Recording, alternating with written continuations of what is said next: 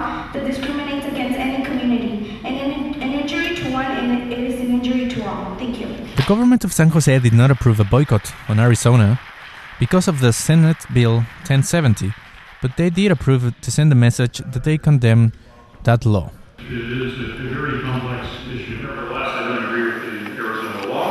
I think it's unconstitutional, and I think there are things that we can say and do.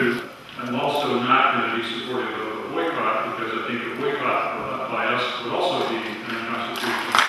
With a vote of 9-2 on the disapproval of Mayor Chuck Reed, who thinks both the law and the boycott would be unconstitutional, San Jose officials will prohibit city employees from traveling to Arizona on official business and support legal challenges filed by other groups. Reasonable suspicion that a person is an alien really bothers me. I think we put people like myself, people of color like myself, to a very disadvantaged position.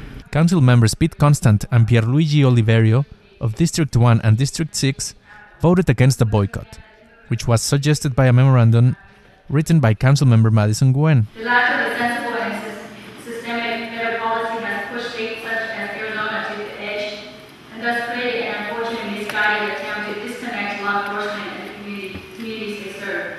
However, because of our financial situation, she does not believe a boycott is appropriate at this time.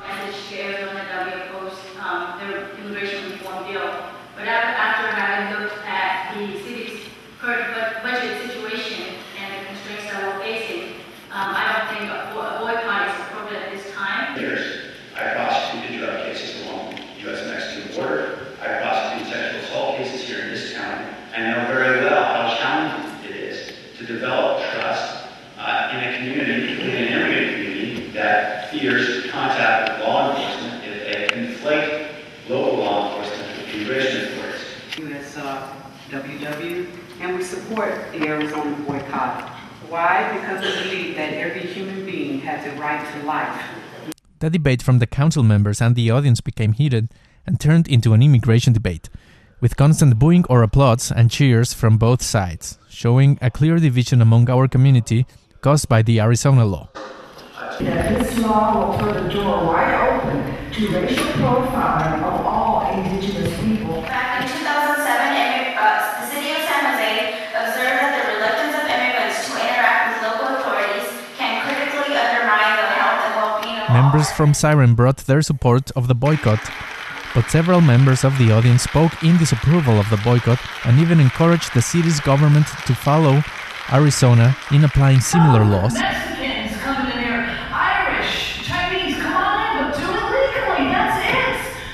That is it, you guys. Just win, council, you guys should not be here. I have a house in San Jose, I'm very lucky. Showing of your identity and all that should be done by border agents. And what this law in Arizona will do is bring that direction to local police officers. That to me is the most disturbing part of the whole thing. Our police officers. Things I love about San Jose and East San Jose, where I grew up and went to Oberville High School and sat with folks from all different kinds of cultures, is the diversity of this city. I'm proud of it. And I hear murmurs in this audience, which disturb me. Negative kinds of voices, hearing the word immigrant. Illegal. I'm going to listen to you, I want you to hear me now.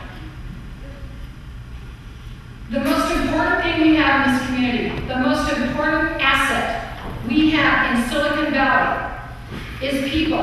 And those people, the diversity of those people, and our immigrants are what's going to make this community stronger, and it's going to lead us out of the economic recession. We're very fortunate to have immigrants in this community. These immigrants are the ones that started companies, a lot of them.